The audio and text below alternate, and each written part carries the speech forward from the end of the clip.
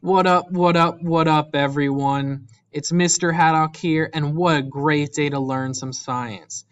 Today, we are going to be covering our last standard of the weather unit.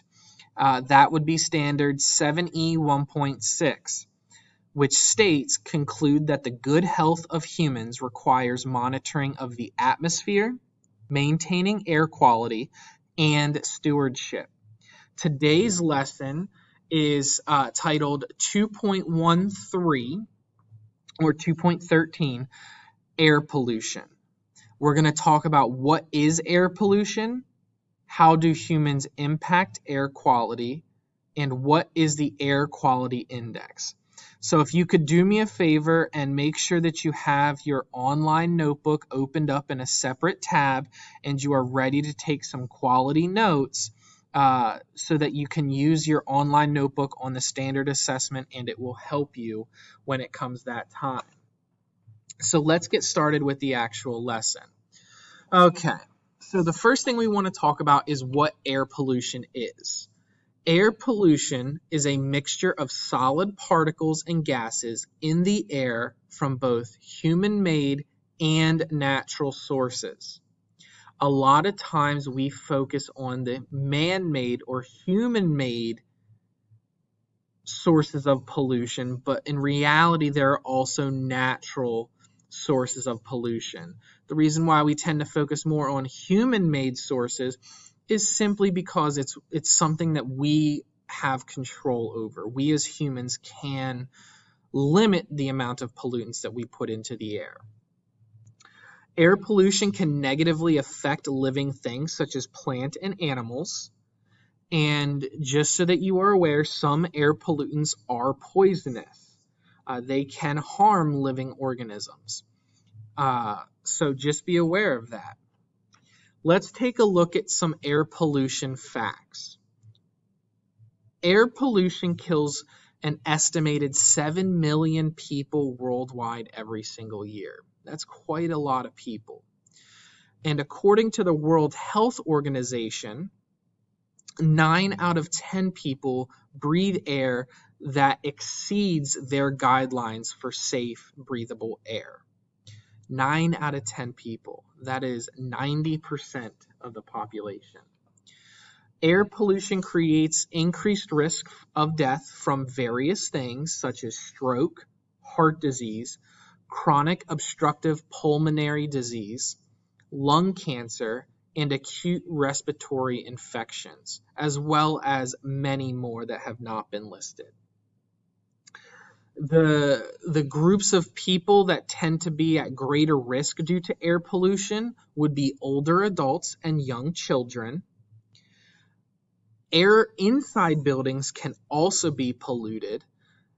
And finally, pollution is often created in one place and because of wind is transported to a different city or location on the globe. So just because a particular city is bad with pollution doesn't mean that they're the only ones suffering.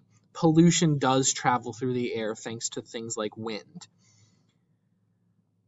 Let's take a look at the types of sources of pollution, air pollution. So the first one would be mobile sources, things that move. And these are things like cars, buses, planes, trucks, and trains. Then there's things that are stationary sources, things that stay in one location, such as power plants, oil refineries, industrial facilities, and factories. Then there's area sources, which are large areas, such as agricultural areas and like farms or cities, or places that have wood-burning fireplaces, or a lot of them. Then there is the natural sources. So these are sources that come from nature. These are the types of pollution that come from nature. And these would be, some examples would be dust storms, wildfires, and volcanoes. Let's first take a look at air pollution from natural sources. There are natural processes that do create air pollution. Things like sulfur and chlorine gases getting into the atmosphere from volcanic activity, smoke and ash from wildfires, California, the West Coast, California, Oregon, Washington, all experiencing wildfires. That is a source of pollution for the United States. Things like dust storms, and you can see an image of a dust storm overtaking a city there over on the right. Biological decay, living organisms that decay also do add pollutants into the atmosphere. Pollen from plants is also considered a pollutant. And mold spores, reproductive parts of mold is also considered a pollutant. Typically, mold spores pollute the air inside buildings, but not always. So typically, you'll see if a building is maybe polluted, it might be caused by something like mold in the air conditioning vents or heating vents, right? So it can affect, mold spores can affect indoors. That's where I personally know where mold affects people the most. Now let's take a look at air pollution from human activity. The majority of air pollution comes from human activity. Human activity is a major cause of air pollution on Earth. Sources of man-made pollutants include factories, power plants, cars, airplanes, chemicals, and landfills also produce pollutants. Now let's take a look at 5 common air pollutants. And this is from the Environmental Protection Agency. These are 5 common air pollutants that they measure in the United States. There used to be 6, but the 6th one was lead, and because of its drastic decrease in the atmosphere, due to a law in the 1980s that got rid of lead in gasoline that cars used, lead dropped by 98% in the atmosphere when they removed lead from gasoline. So it's pretty cool to see when we are able to make changes to improve the health of our planet. And it is possible. That goes to show that. So the first pollutant is particulate matter. We talked about particulates when we talked about cloud formation, but remember that these are tiny particles that are mixed up with the air. These are solid little tiny particles. And the example there is of what includes particulates would be smoke from burning something. It could be a forest fire or whatever, or even small things like burning trash.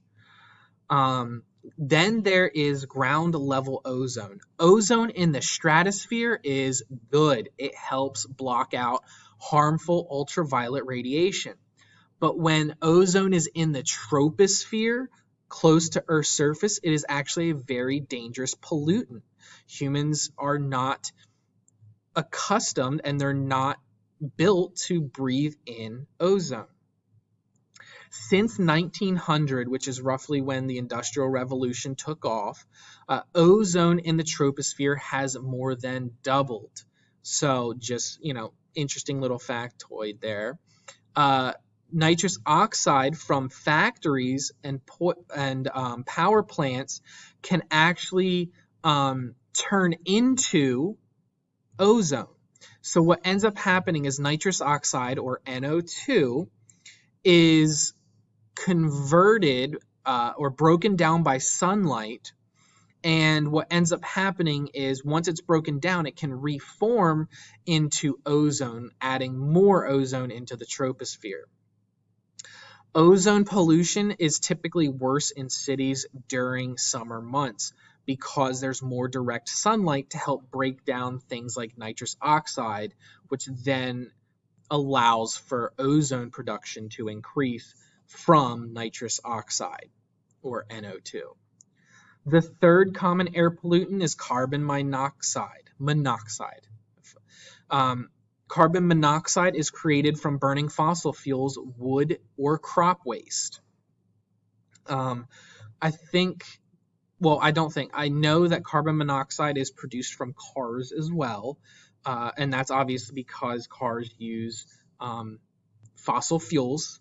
They use gasoline. So yeah, carbon monoxide comes from cars as well as other things that use fossil fuels. Then there's sulfur dioxide. This comes from burning things that contain sulfur, such as coal, oil, and gas. What ends up happening with sulfur dioxide is it gets into the atmosphere and it can combine with or go in the air and combine with water droplets. When it does this, it can form sulfuric acid, which can then lead to acid rain. Not necessarily the most fun thing. Then the last one is nitrogen dioxide. Nitrogen dioxide comes from vehicle exhaust, factories, and power plants. It is also produced naturally through things like lightning strikes, volcanoes, and decomposing organic material. This too can also combine with water droplets to create nitric acid, which leads to acidic rain. So you can have nitric acid rain and you can have sulfuric acid rain from sulfur dioxide and nitrogen dioxide. And just like when I was talking about ground level ozone, nitrogen dioxide can actually be broken down by sunlight to create ozone, more ozone in the troposphere, which is not good. Now, there's two different types of pollution sources, or two categories that these sources can be broken into. The first is called a point source solution. This is any single identifiable source of pollution from which pollutants are discharged or pushed out. These things include things like factories and sewage treatment plants, as well as oil refineries, paper mills, chemical, electronics, and automobile factories, as well as large farms that raise livestock such as cattle and pigs. So you think, oh yeah, no, yeah, farms would be relatively natural to some extent, but when you get livestock together, they actually produce pollutant gases from their flatulence or their farts. So yes, cow farts are a cause of some pollution in the atmosphere, in the troposphere. So, large farms do lead to some forms of air pollution. Then there is non-point source pollution. These are a lot more challenging to identify because non-point source pollution comes from many different sources. Typically, what ends up happening is it's caused by rainfall or snow melting, and then the groundwater or the runoff leads into things like lakes and oceans and streams and things like that. And then you also have, so once it's in there, then it can be evaporated into the atmosphere. And some examples that are non-point source pollution would be excess fertilizers used in farming or, household maintenance, herbicides and insecticides, oil, grease, and toxic chemical runoff from various factories, and then acid drainage from abandoned mines. So there's, it's harder to identify non-point source pollution as compared to point source pollution. Now let's go back to that indoor pollution. So what are some common sources of indoor pollution? Because this is something that as you get older, you're going to need to know about when living on your own so that you can keep you and your family safe. So certain appliances can release emissions that are dangerous to breathe in. You're looking at more gas-powered or wood-powered appliances, but which are going sort of out of date, but they are still used in many, many households. Secondhand cigarette smoke, or any kind of smoke, it could, is also an indoor pollutant when smoked inside. Chlorine, ammonia, which is used in household cleaners, mold, bacteria, carbon monoxide can also be found in homes. Radon, typically radon is found in the basement of homes. It's a radioactive element that can seep in through the cracks in a basement because it's found underground. They do have detection tools to be able to detect radon as well as carbon monoxide. And then the final thing would be formaldehyde, which is a preservative, and they use it on carpet and furniture sometimes.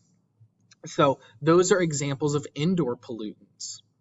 Now, you might not care about any of this, but maybe this will get you to care. What are the long-term and short-term health effects that you could experience when exposed to air that is polluted? So temporary or short-term, you could experience things like coughing and sneezing, irritation to your eyes, nose, or throat. You could experience headaches or possibly have an asthma attack. You could experience nausea, or you could get pneumonia or even bronchitis. Then there are the long-term effects. These things take many years of constant exposure to take place. So you could develop things like lung cancer or emphysema. You could develop heart disease, and you can damage your nerves, brain, kidneys, liver, and other organs over the long term if you're constantly exposed to polluted air. So there's obviously some reason why we need to take care of the air that we breathe. The last slide here, we're going to talk about the United States and how we manage our air quality. We are very thankful to live in an area or a country that doesn't have extremely dirty air, but there are spots around the country that are more polluted than others. And that's why the United States government created the Environmental Protection Agency. What they do is they work to ensure that Americans have clean air, land, and water. They manage pollution in many ways. They make sure that laws that protect human health and the environment are enforced fairly across the board. And they will investigate contaminated lands and toxic sites and identify who is responsible and require cleanup by the responsible parties, which is actually very nice that those that pollute are responsible for cleaning up their mess. So that's the EPA's responsibility. They also have many more responsibilities, but these are the main ones. Then you have the Air Quality Index, which is like a daily report on your air quality in various areas throughout the country. You can actually view, you might have actually seen this when you were doing your weather forecasting project, the AQI, or the air quality. And it would tell you the air quality of your city. And it's usually associated with weather reports. And it's just a chart that measures out and tells us what the air quality in our area is. So 0 to 100 are actually deemed safe. If you take a look at the chart below, 0 to 100 are deemed safe and acceptable by the United States government. And then air quality over 101 or 101 and over would be deemed unsafe. And the higher the number, the more people that can be affected. Okay, so, typically around Raleigh, North Carolina, we are usually in the moderate or good categories, but, certain events might occur that might bump up our air quality and turn it into the unhealthy for sensitive groups or the unhealthy, very unhealthy, or even hazardous. categories. So with that being said, this is the end of the slideshow. Uh, I'm sure you took great notes. Thank you for following along. I hope that you have a great rest of your day and enjoy. Make sure to complete your reading that is associated with this slideshow, and I will see you later.